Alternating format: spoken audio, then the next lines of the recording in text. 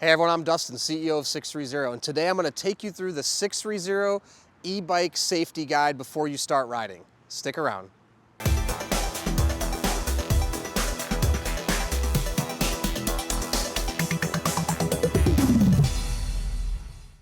All right everyone, so I'm Dustin, CEO of 630, and you may or may not have purchased an e-bike from us already. If you have, thank you.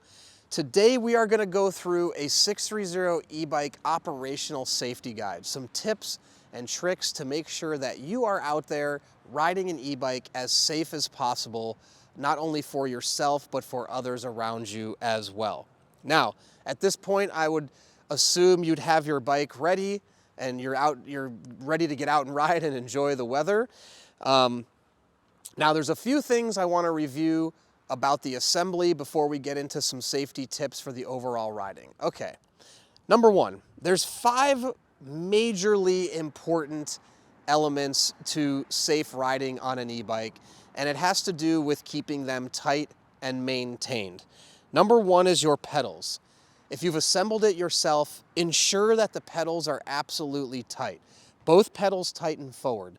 So the left pedal is actually a reverse thread, means you tighten it forward to tighten it. The reason for that is because you pedal forward, so in essence, the pedals are going to self-tighten themselves as you continue to pedal. So this is something I would also recommend checking every 50 miles or so. Stick your wrench inside here, make sure the pedals are still tight.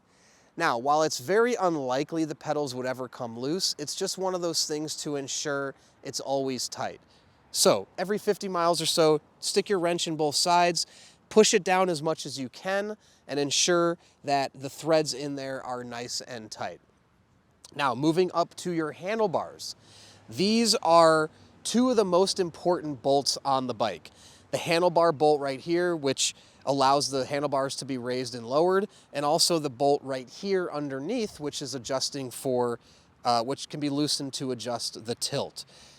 If you've done the assembly yourself, ensure that these bolts are tight. I also recommend checking them every 50 miles because these are something that can come loose over time, especially if you're putting a lot of downward pressure on your handlebars while riding. You need to come in here with your Allen key and really just crank that down to make sure it's tight. So get it as tight as you can. Human strength is just fine. If you can't budge it, it should be good.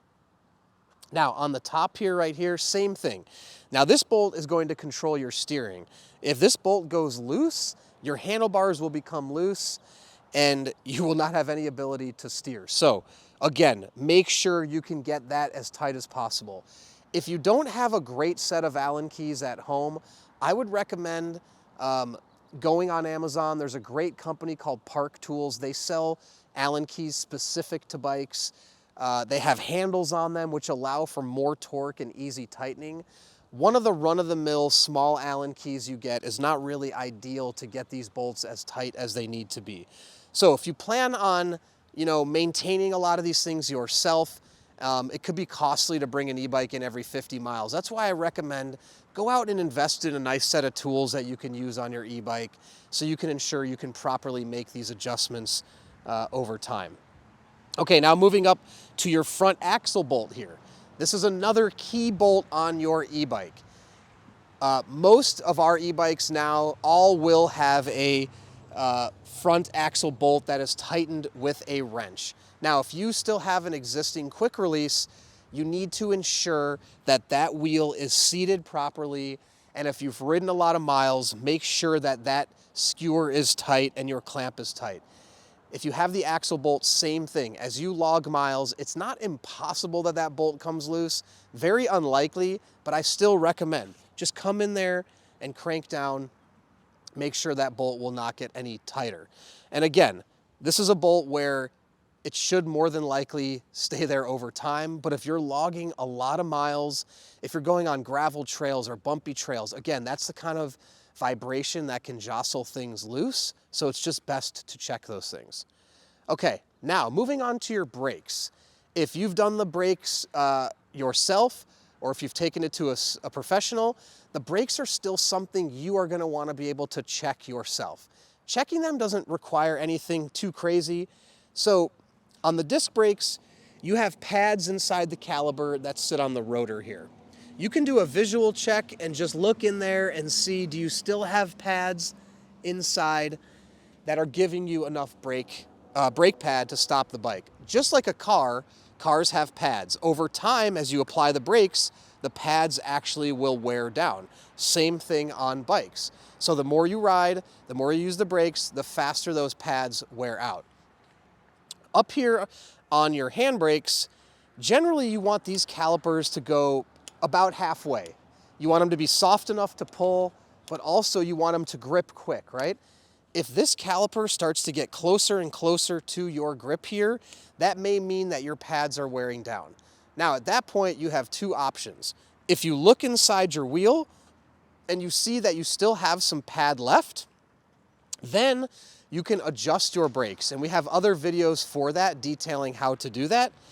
You can actually bring the pads closer to the rotor with an adjustment, so you could salvage some of the pad. Now, if you look in there and the pad is almost worn completely down, at that point you'll need to replace the brake pads.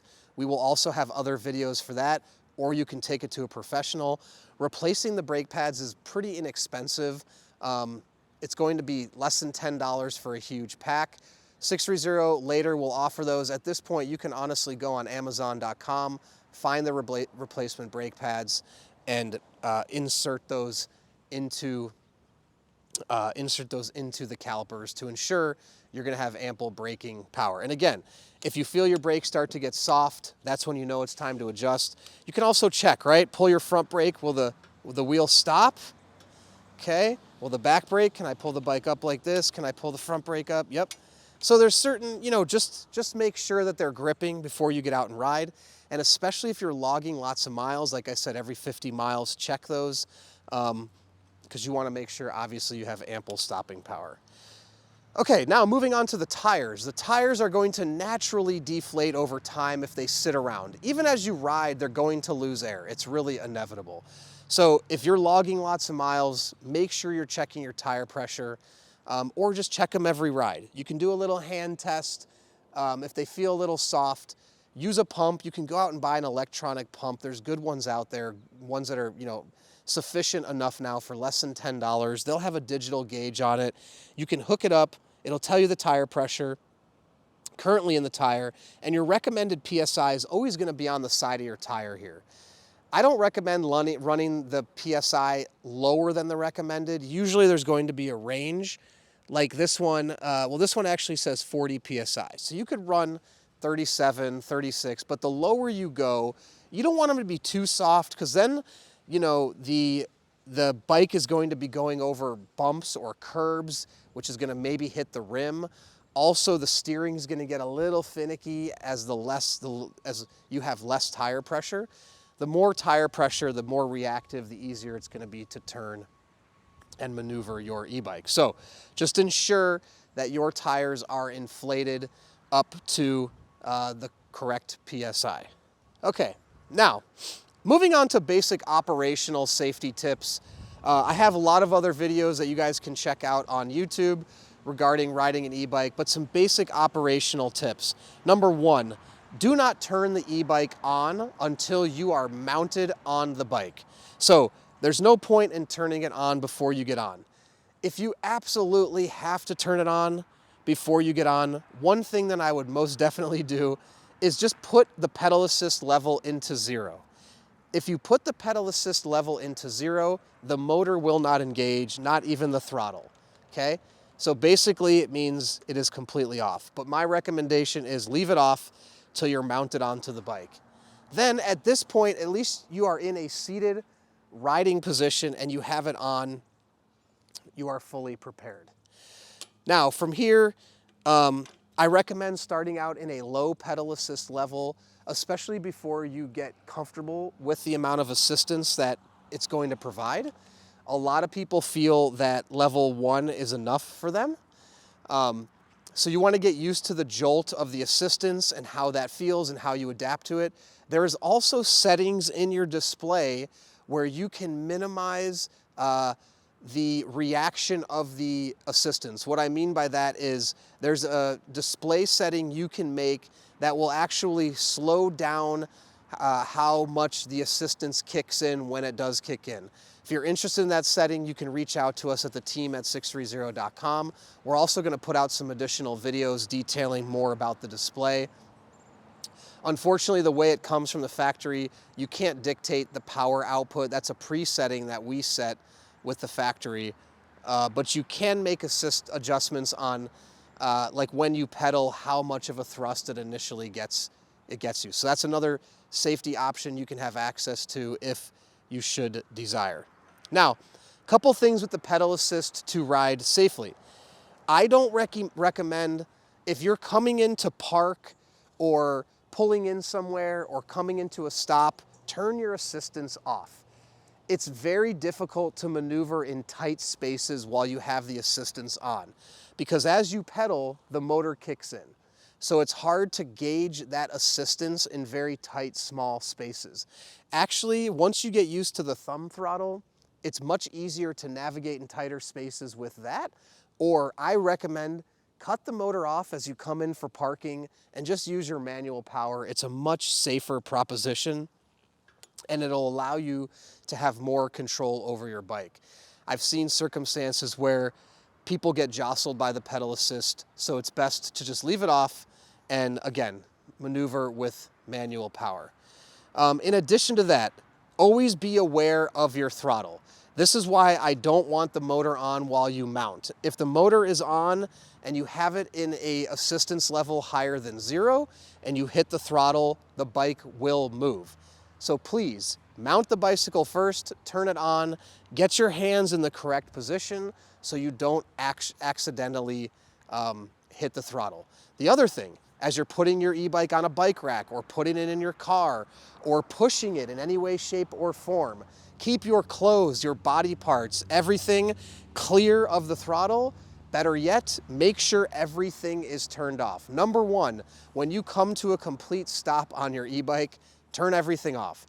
Turn the display off. That way, once you mount, even if you hit this, no big deal, nothing is going to happen. I've seen situations where people accidentally hit their thumb or they forget the motor is off and the bike will jump a little bit. That's why always when you stop, before you dismount, turn the bike off. When you're mounting the bike, get on first, turn the bike on.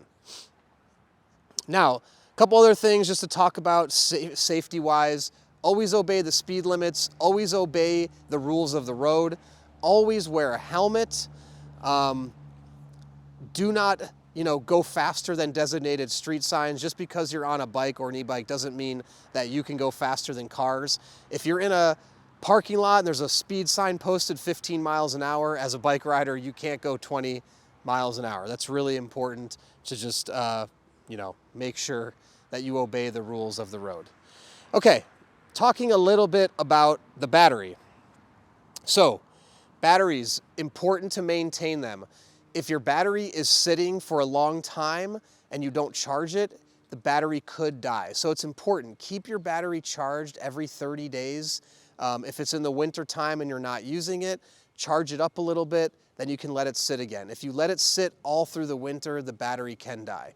Now, in addition to that, do not charge your battery or leave your battery, even uncharging, in extreme temperature conditions, whether too hot or too cold.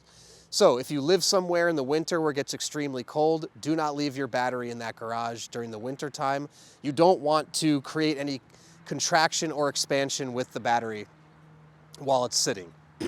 The lithium will tend to heat up when you're charging it or when you use it. So it's just important that you keep it in a good controlled temperature environment. Okay, the other thing with charging your battery is once the battery is completed charging, do not leave it on the charger for excessive periods of time. A lot of the chargers or our chargers will have, when it's not plugged in, it'll be green. When it's plugged in and charging, that light will turn red, and when it's done, it will turn green. Now, ideally, get it off the charger as soon as possible. Generally, you can leave it on there for a little bit extra. A full charge is going to be anywhere around 4 hours. Just make sure you monitor it and you get it off the charger as close to the charging completion as possible. Again, The longer you leave it on the charger, it's going to keep that battery warm. So we just want to get it off the charger, get it back onto the bike, or if it's on the bike, that's great too. Just get the charger out so it can sit there. Now, the other thing too is in your charging port on this side, do not stick anything into that port other than the charger itself. That is a conductive environment that is meant to be pulling electricity into this battery. Do not stick any metal objects in there, a fork, the key. Don't accidentally put a key in there. Keep the key in the key spot. Only plug the charger in here, and there's a plastic cap. Keep that cap inside the charging port at all times when that is not being used. That is very, very important to know. You can charge your battery on or off the bike. It's totally up to you. Obviously in the winter, again, if your garage or wherever you're storing your e-bike is susceptible to extreme conditions, I would bring the battery inside. Or you could also create a temperature controlled environment. I've seen other people, there's boxes or other mechanisms to store batteries in that can keep them safe over time. Now, last thing I just want to touch on is know your limitations. E-bikes have a motor.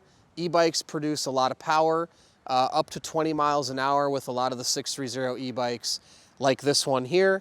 And it's important that you know your limitations. Don't go up hills that you're physically not capable. Don't go down hills that you're physically not capable. Make sure you're riding within your limitations. Also, practice on your e-bike in a parking lot or controlled environment before you go out onto bike paths, before you go out onto busy areas where other pedestrians are. It is really, really important. Another thing I just want to throw out there, depending on the bike model you have, never put passengers on your e-bike sitting on this rack back here. Now, obviously you can hook up trailers and child seats if they're conducive to the e-bike model you have, but never let a rider sit on the back of the rack here. There's other bikes that advocate for that are built for that. 630 racks and batteries should never have riders on here in any way, shape, or form. Again, you can hook trailers up to the rear axle, you can hook child seats up if they will work with your e-bike, but never sitting directly on this rack, never putting any sort of child or adult on there at all. And that applies to most 630 e-bikes. If we have a model at any point that comes out, we will indicate that it is actually safe to put people on there. But as of today, there are no 630 e-bike models where you'll be putting passengers on the rear rack at all. So yes, back to know your limitations, ride safe. The last two suggestions I'm gonna make, if you wanna make your e-bike riding experience as safe as possible, a couple recommended accessories. Number one, have a bell, have a horn. Something where you can indicate to other riders that you're coming, especially if you plan on traveling high speeds. The bell and the horn is going to be great to notify pedestrians or other riders that you're coming up behind them or on the side of them. Always have a front reflector, rear reflector, but also if you're riding at night, front and rear lights are essential. Also, reflective wear is really great. If you're going to be in bike lanes, reflective material, bright material is great. Cars can see you, people can see you. You want as many people to see you as possible. So the reflective gear is great. You can also buy reflective bags, reflective tape, whatever you think is necessary to keep you as safe as possible. Also, mirrors are a great addition to an e-bike. Putting mirrors on here so you can see behind you at all times. Again, if you're going to change lanes on your e-bike and you're going 20 miles an hour, just like a car, you want to check your mirror, make sure no one's coming up beside you. Having mirrors is truly a great option. In addition to that, there's actually cameras now you can put on the back of your e-bike. So you can put a camera back there and have a screen here, so at which point you can see behind you. So if you want to do all things, have mirrors, have a camera back there as well, so you can see, again, cars behind you, riders coming up. And then the last thing is, if you're going to ride in pairs, which is always a great idea, because you could have one person watching somewhere and you're watching another place, headsets are a great option. You can communicate with one another, warn each other, let people know, hey, there's a bump coming up, there's a pothole coming up. Again, because if you're traveling at faster speeds than you typically did on a standard bike, having that ability to communicate and point out what's going on the road if you're riding in pairs is also a really great option. So, Before you get out and ride, make sure you check all the things I discussed. Make sure you're always obeying the rules of the road, and just have fun, be safe, and don't forget, it's your journey, your experience. Enjoy the ride.